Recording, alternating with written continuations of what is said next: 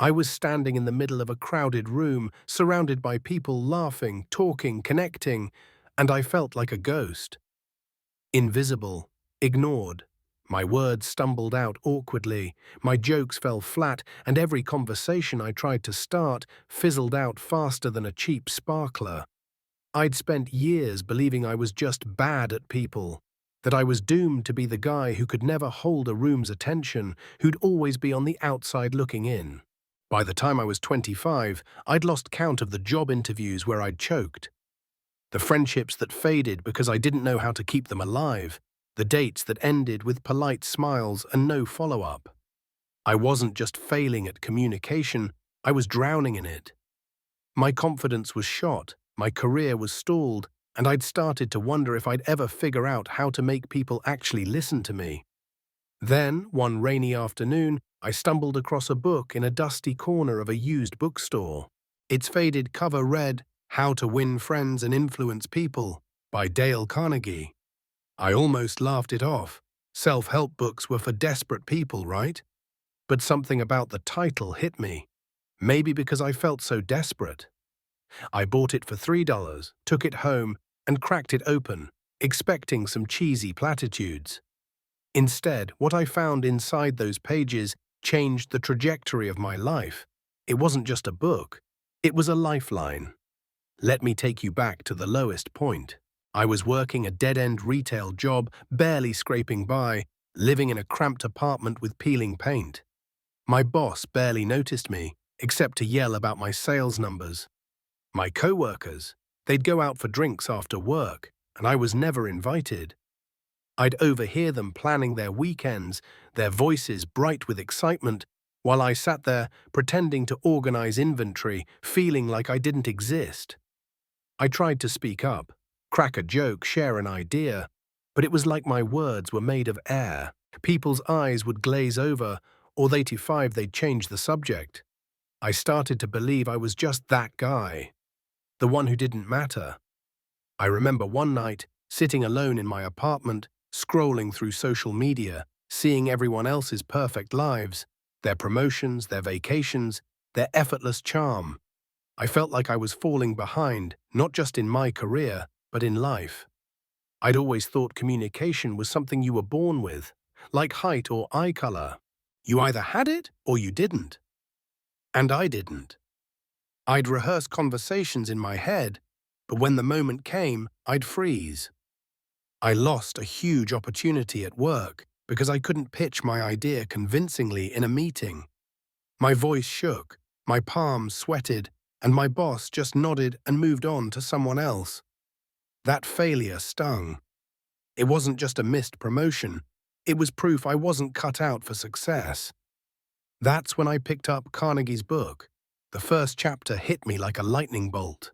It talked about how people aren't born charismatic, they learn it. The book laid out principles that seemed so simple, yet I'd never considered them. Like the idea that people don't care about you, they care about themselves. If you want to connect, you have to focus on them, their interests, their feelings, their names. I'd been so caught up in my own insecurities that I'd never thought about making others feel valued. I dog-eared that page and kept reading, staying up until 3 a.m., my mind racing with possibilities. I started small.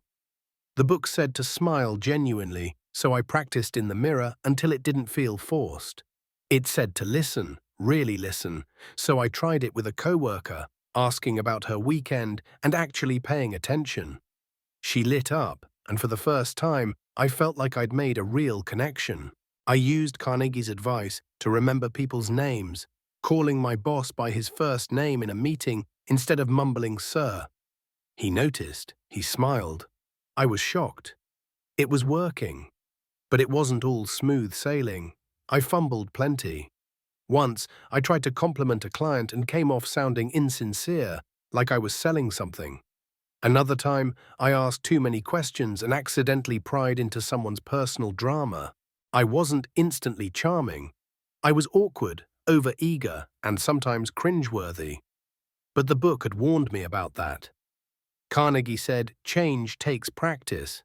Like learning to ride a bike. You fall, you get back up. So I kept going. Within 6 months, things started shifting. My boss started asking for my input in meetings. I got invited to those after-work drinks.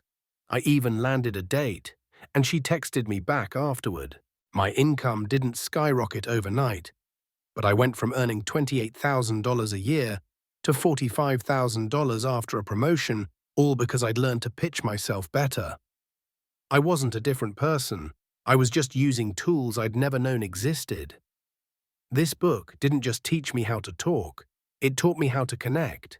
It showed me that communication isn't about being loud or flashy, it's about making people feel seen, and that's a skill anyone can learn. I went from being the guy no one noticed to someone who could walk into a room and own it. Not by being someone else, but by being a better version of myself. The moment I realized I could change how I connect with people, it was like a fog lifted. I wasn't doomed to be awkward forever. How to Win Friends and Influence, people didn't just give me a pep talk, it handed me a blueprint. A set of tools I could actually use to stop stumbling through conversations and start building real relationships. I'd spent years thinking charisma was some magical gift, but Dale Carnegie broke it down into steps so clear, even someone like me, someone who'd bombed every networking event, could follow them. Let me walk you through the exact strategies I pulled from that book, the ones that turned my communication game around, and how you can use them to transform your own life. First, I learned the power of genuine interest. Carnegie's big idea is that people love talking about themselves. It's human nature. If you want someone to like you, get them talking about what they care about. Sounds simple, right? But I'd been doing it all wrong. I used to ask vague questions like, "How's it going?" and get one-word answers. Carnegie taught me to ask specific, open-ended questions. So instead of asking my coworker, "How was your weekend?" I'd say, "Hey, I heard you went hiking. What was your favorite trail?" That one shift changed everything. People opened up. They'd talk for 10 minutes straight, their faces lighting up. And suddenly, I wasn't just that guy anymore. I was someone they remembered. Try this. Next time you're with someone, ask about something specific they mentioned before. Maybe it's their dog, their hobby, or a project they're working on. Watch how they lean in. Second, I mastered the art of listening, really listening. I used to nod along while secretly planning what to say next. Big mistake. Carnegie says listening is the ultimate sign of respect. When you truly hear someone, they feel valued. I started practicing this at work. One day my manager was venting about a tough client. Instead of jumping in with advice, I just listened, nodding, asking follow-up questions like, "Wow, that sounds rough. What happened next?" By the end, he thanked me for getting it. I hadn't said anything brilliant. I'd just given him space to be heard. Here's how you do it.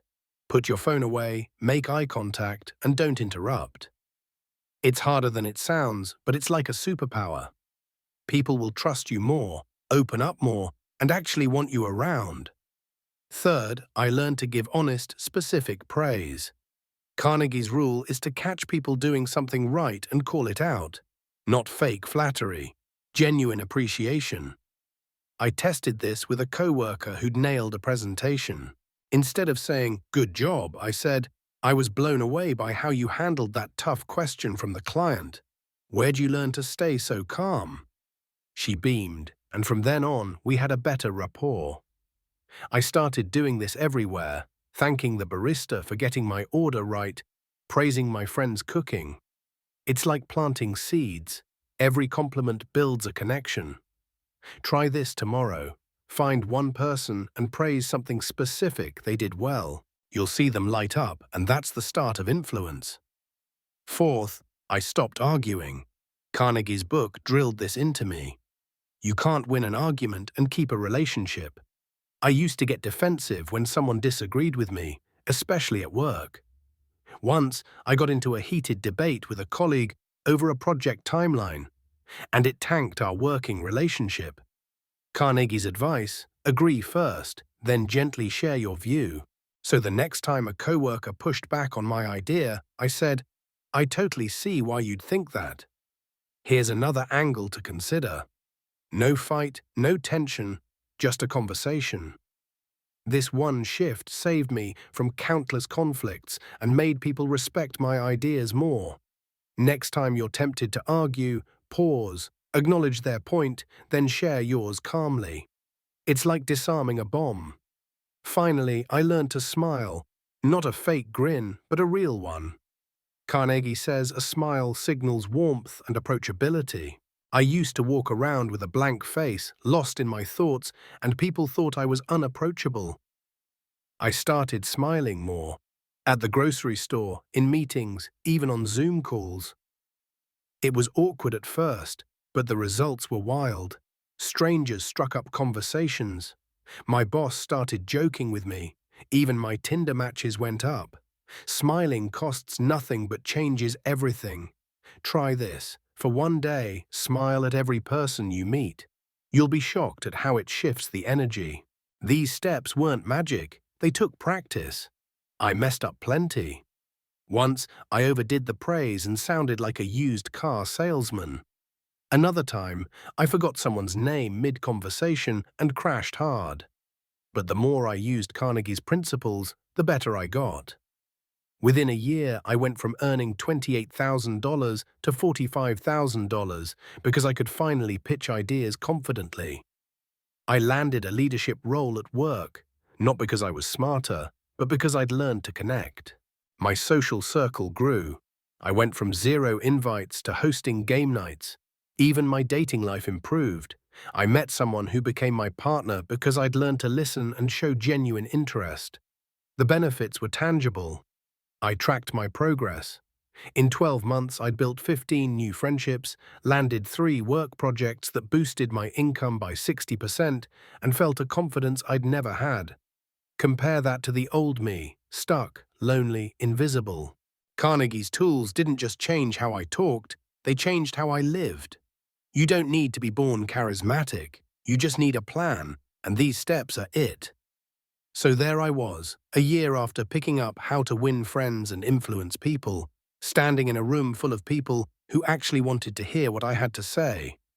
The guy who used to choke in conversations was now leading meetings, cracking jokes that landed and building friendships that felt real. My income had jumped from $28,000 to $45,000. My social calendar was packed, and for the first time, I felt like I belonged. But here's the thing, this isn't just my story. It's yours too. You're not stuck being bad at people. You don't have to stay on the sidelines, watching others connect while you feel invisible. The tools I used from Dale Carnegie's book are sitting there, waiting for you to pick them up and change your life. But you have to act, right now. Let's be real, most people won't. They'll watch this video, nod, and go back to scrolling, letting another year slip by feeling disconnected, unheard, or undervalued. I get it, change is scary. It's easier to stay in your comfort zone, even if it's lonely. But think about what's at stake. How many opportunities have you missed because you couldn't get your point across? How many friendships have faded because you didn't know how to keep them alive? How many times have you walked away from a conversation kicking yourself, thinking, I should have said that differently? You don't have to keep living that way. You can be the person who walks into a room and owns it, not by being loud or fake, but by being authentically you, armed with skills that make people listen. Here's your first step. Get the book. How to Win Friends and Influence People is everywhere. Amazon, your local bookstore, even used copies for a few bucks. I spent $3 and it changed my life. What's your excuse? Read just 1 chapter a week. Highlight the principles that hit you hardest, like I did. Try one technique at a time. Maybe it's smiling at a stranger or asking your coworker a specific question about their day. Small actions stack up.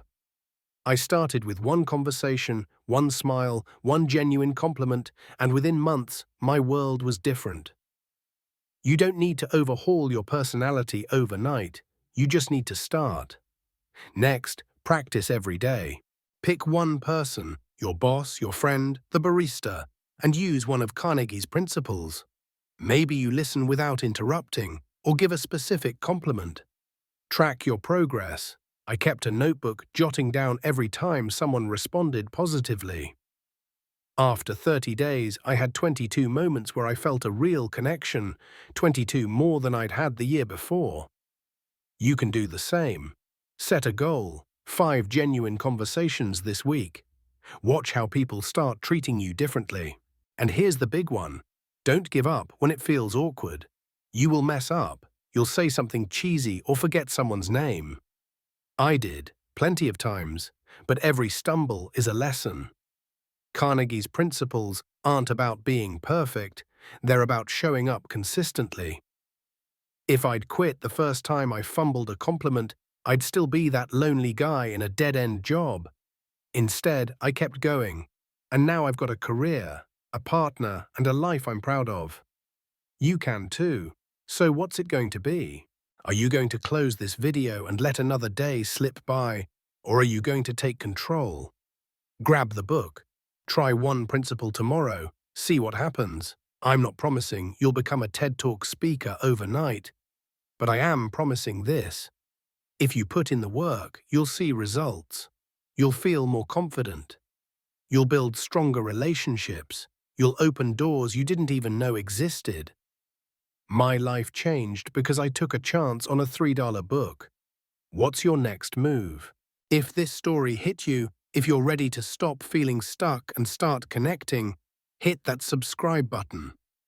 Join the thousands of people who are done settling for less and ready to level up their lives. Drop a comment below. Tell me what's one conversation you wish you could have handled better, or share one tip you're going to try from Carnegie's book. I read every comment, and I want to hear your story. Let's build a community of people who aren't afraid to grow, who aren't afraid to connect.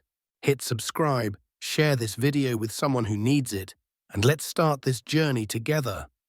You're not invisible. You're not stuck.